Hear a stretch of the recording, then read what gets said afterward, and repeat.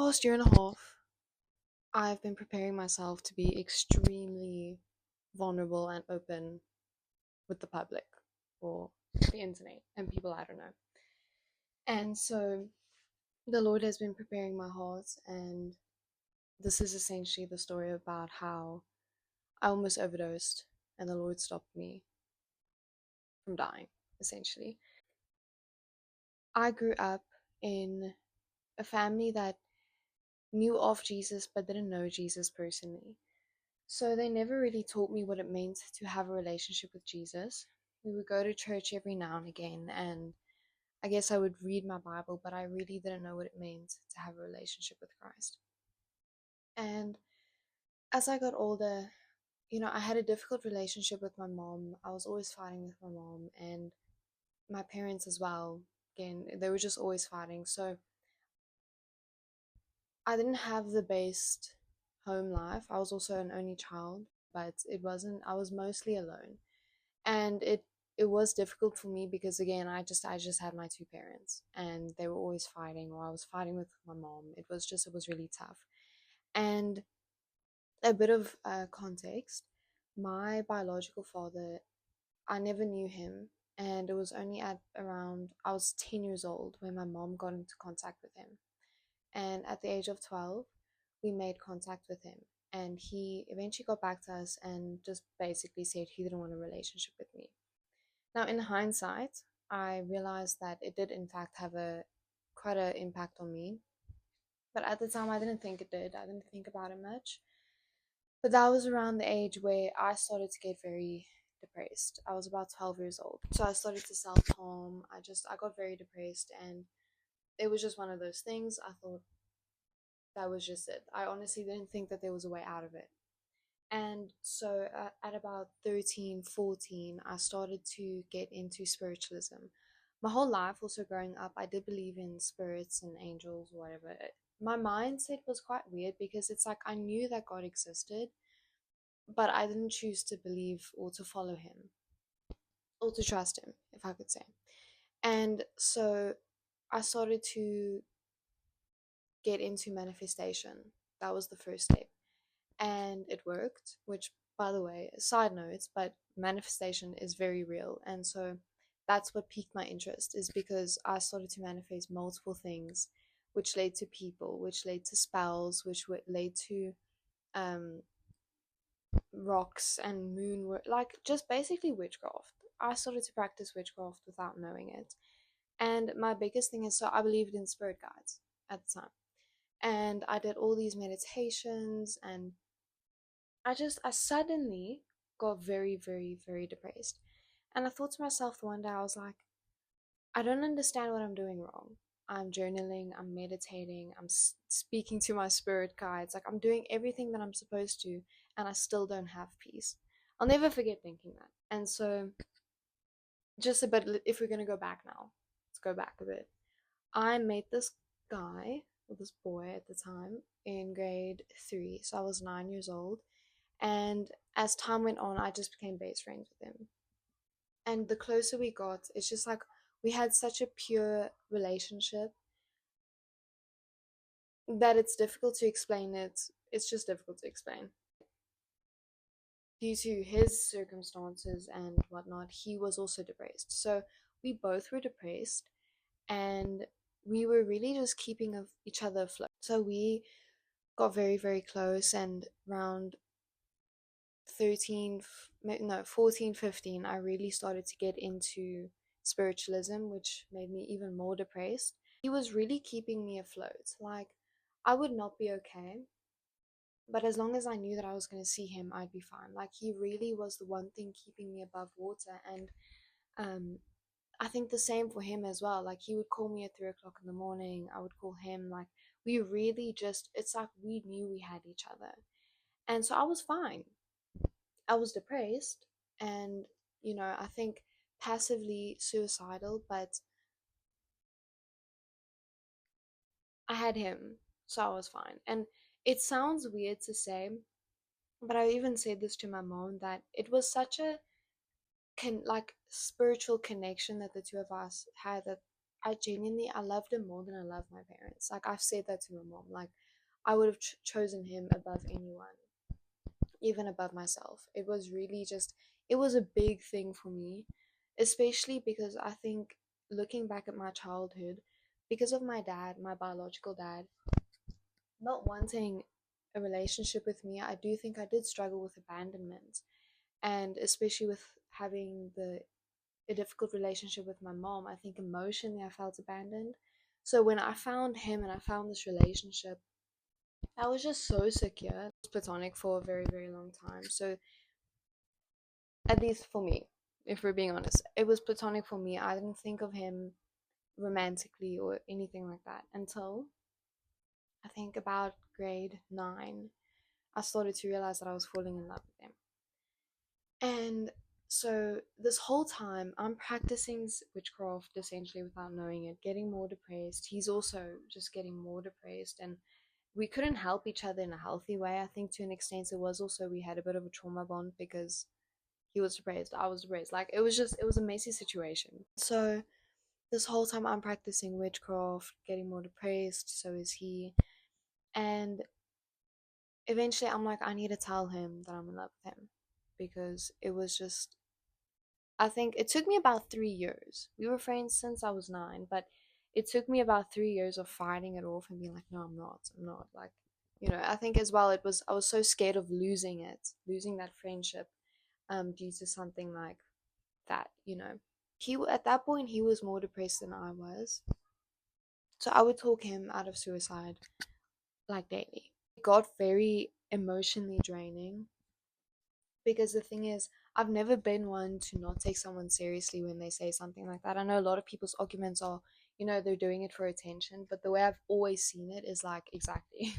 if someone if you're healthy, you're not going to want to do that. It got to a point where it was like every day for like a year. It got exhausting. It had been almost a year that I've been dealing with that every single day. And so it almost became like routine. And the one day I was at school and he started to message me and he just didn't come to school. And that was actually the day that I was planning on telling him that I was in love with him. And so he didn't come to school. And now keep in mind, I'm in grade 9, so I'm 15 at this point.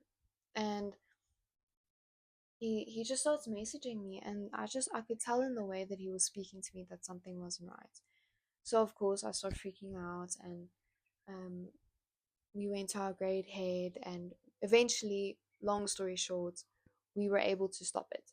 So at that point, and it was early in the morning, I just thought to myself, okay, but that's it then. That's it for the day. Tomorrow's another day. Tomorrow we'll deal with this again. But I've handled it for today.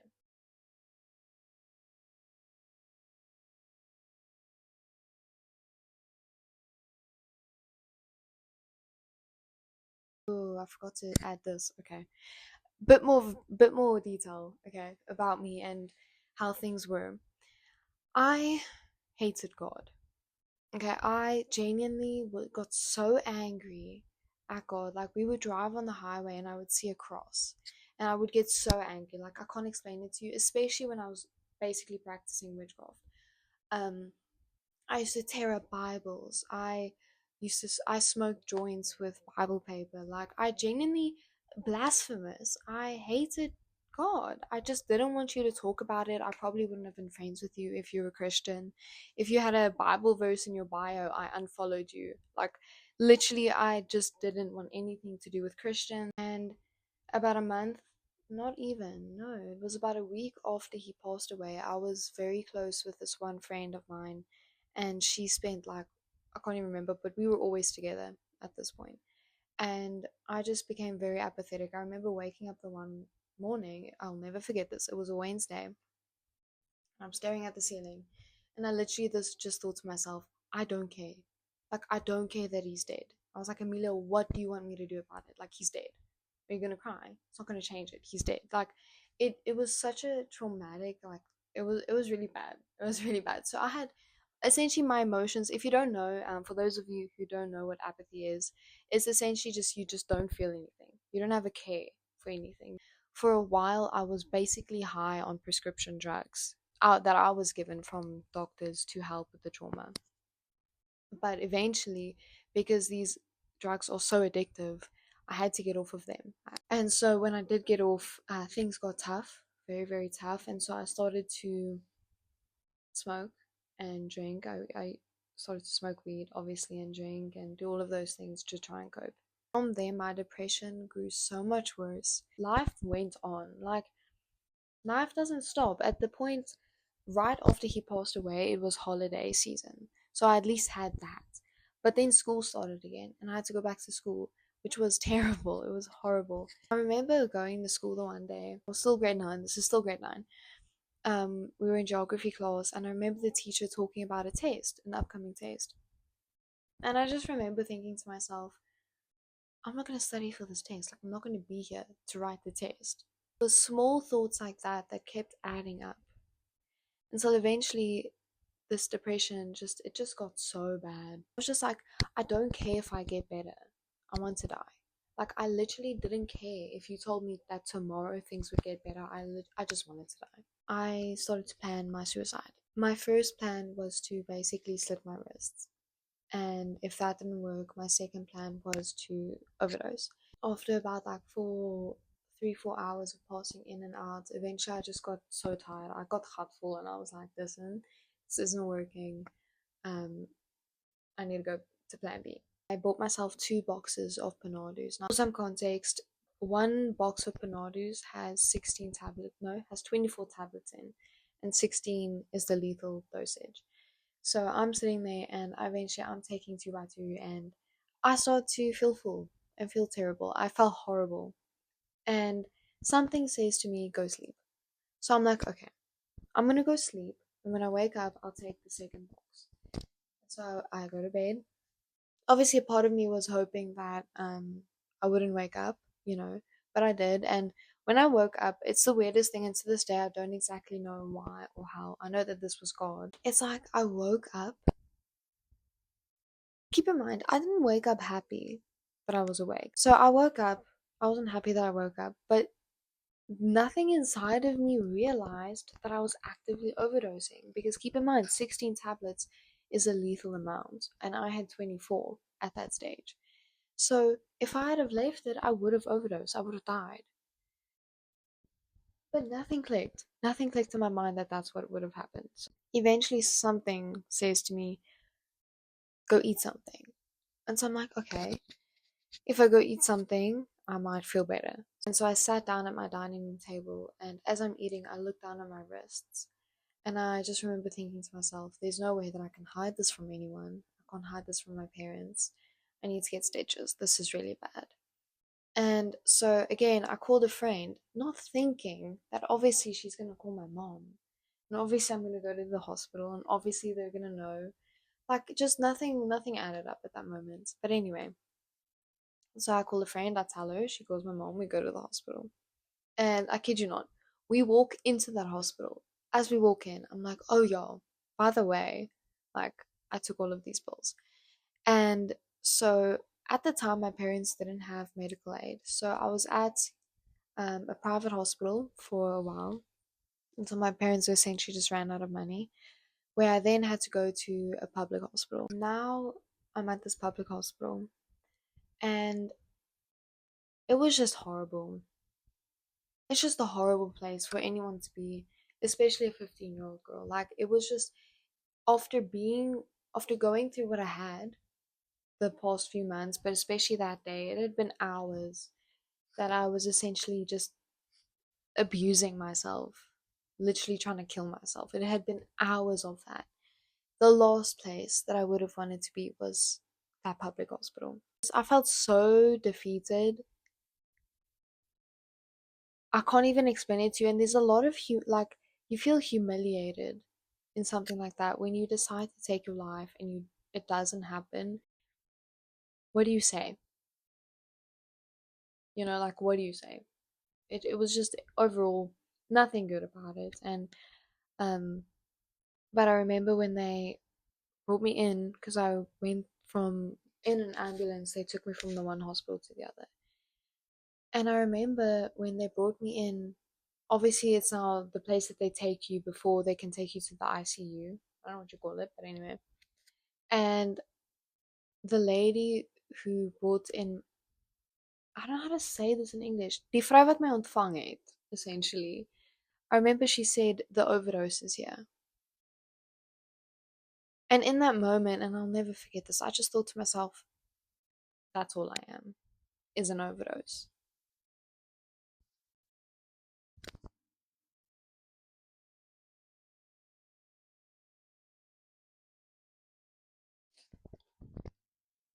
Oh, sorry, okay. So,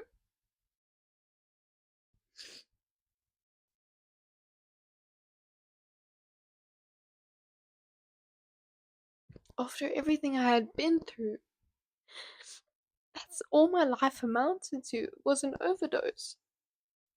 Like, that's what I was. And I was just so defeated, man. I can't explain it to you. It felt like I had no soul. Like, I had nothing. I had lost the one thing that was keeping me afloat. I had to look all these people in the face after, like, literally trying to kill myself. And now I'm in this horrible, dirty place, and the people treat you like rubbish. They treat you like nothing. I just felt so defeated. I felt so defeated, and eventually, and at this point, it was right after COVID time. So I wasn't allowed to see my mom. I wasn't allowed to have a phone because I was a minor, and there's a lot of laws around that situation. And so I'm now in the ICU at this public hospital. There's no windows, there's no clock. I'm not allowed to have my phone. I'm not allowed to talk to my mom. There was a man next to me who I think he got stabbed or shot in the stomach or something, but either way, um his stomach was falling out and he was screaming. It was like hell. I literally felt like I was in hell, and I was a little girl. Like, I can't explain it to you. It was horrible. It was really, really, really bad. And I had no one with me. I had no source of comfort. I was really alone. And so eventually I decided, I was like, okay, I'm just gonna sleep to pass the time. Because I literally had nothing else to do except stare at a wall and think about what just happened in my life and everything. It's like it was the worst place. Like, my mind was the worst place I could have been. And so let me just get some lip gloss because my girl's lips are a little bit dry. Okay, so I'm now in the ICU. All I had was just my thoughts with me, right? And I was in there for hours. Like, it was hours. And obviously, I was very disorientated, but I thought I was in there for like 3 days. And later found out that I wasn't even in there for a day. And so, anyway, now I decided, let me just sleep to pass the time because I cannot sit here with my thoughts. And so I would sleep, wake up. Like, literally, it was just the whole time. And as I mentioned before, the nurses at this public hospital really don't have any empathy for you. They would poke me very rudely to wake me up. And so eventually, I'm now sleeping, and in my mind's eye, this nurse coming up towards me, and a man sitting on a chair with his head in his hands. And so I thought to myself, let me just wake up before this nurse starts poking me again. And I opened my eyes, and that nurse was really walking up towards me. But there was no man sitting on a chair. And so I remember thinking to myself, okay, that's very weird. That's not your hand spirit, because as I mentioned before, I knew the spiritual realm and I knew spirits existed, and I had a lot of encounters with demons, and so I just, whatever, I move on with my day. And eventually it's now the first night that I'm out of hospital. And so I end up telling my mom what happened, and she breaks down crying and she says to me, Amelia, that specific day I prayed that Jesus would come and sit next to you. And so I was like, that's weird, but I didn't think anything of it. Like, that was just that for me. I was like, okay, that's weird, and that was it. I just moved on. But I do think I did take a note of it, I'd say. Like, I put it in the back of my mind. And so now Obviously, I had to go to therapists and I was on suicide watch for a while. This time, this specific youth was very popular, and I honestly just wanted to get out of the house. I was off of suicide watch, so I just wanted to get out. So I didn't really care that it was youth. It's obviously now in hindsight that through doing that, I was opening up, like seeds were being planted in my heart, essentially, and my heart was softening towards Jesus. And so the one day, they're like, okay, we're going to have baptisms. If you want to get baptized, go give your name up. And again, something said to me, go get baptized. Keep in mind, I didn't, I did not know what a baptism was. I didn't know why you do it. I didn't know what the result was going to be. I literally didn't know. I knew it was some religious practice, but I didn't know what it meant. But something said to me, go do it. And so, especially at this time, I was so like my hands were up in the air. I was so just helpless. I was very susceptible, I could say, to anything. So yeah, I do that. I give up my name and I got baptized, but nothing changed for me. I didn't live any differently. I didn't consciously accept Jesus into my heart. Nothing changed. And I can't exactly tell you how this happened or the timeline of this, but I do remember I got close with this one girl at the time who was with me actually at the baptism. And her family like read the Bible more. I don't know, I can't remember even how this conversation came up. But the one day we tried to do Bible study together, I didn't even okay. I did not know how to read the Bible. Like it was so intimidating to me. I literally didn't know. And I had the Bible app. I downloaded the Bible app. And even the Bible app was confusing to me. So anyway. And again, I can't tell you the timeline. I can't tell you what led to this moment, but I eventually just I said screw it. Like I had tried everything. And so eventually I was like, let me just try. Let me just read the Bible, see what happens. And I'll never forget this. I was sitting in the bus. It was during exam time. This is now I think the next year, 2022. So I'm now 16. Something just urged me to read. I could have scrolled on Instagram, but something was like, no, start reading. So I started at Genesis. And it's so cool now because even now I can go back into my Bible app and I can go read all the comments I made because I was very much like I was open to receiving what the Bible had to say, but at the same time I was asking questions. So I'd be like, okay, but God, if you love us so much, why did you let this happen in this part of the text? Or, this seems manipulative. Like I would say these things and I would add them to my notes in my Bible, but I would keep reading. After 2 days of reading the Bible, I woke up and my depression gone, completely gone. And so I woke up on like after 2 days of reading the word and I was like, what? Like something's going on. Like I remember thinking to myself, this isn't just a book. Something's going on here. And so I started to read the word more. I started to read my Bible. And the one day I come across, now this is in First Kings. I come across the story where Elijah basically tells God that he wants to die. And God says to him, God encourages him to sleep. And then God says to him, go eat something. And I read that verse, and the Lord took me back to the day that I tried to commit suicide, where something was telling me to go sleep and to go eat. And He just floods me with all of this love, and He takes me back. It's like I was on this, I don't know how to explain it. It was like a movie. And I saw all the days where I was sitting here in my bed alone at night, crying. It felt like I was stranded on the ocean, and I just felt like I had no one. And He just brought me back to the day that I tried to commit suicide, where I was in the hospital, where it was Jesus who was sitting next to me, and He said to me, Mila, I've never left you.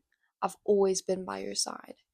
And when this happened again, there's an element that I can't give you, I can't tell you, because that love that He gives you, you feel it. It's from God. When you have an encounter like that, it's God.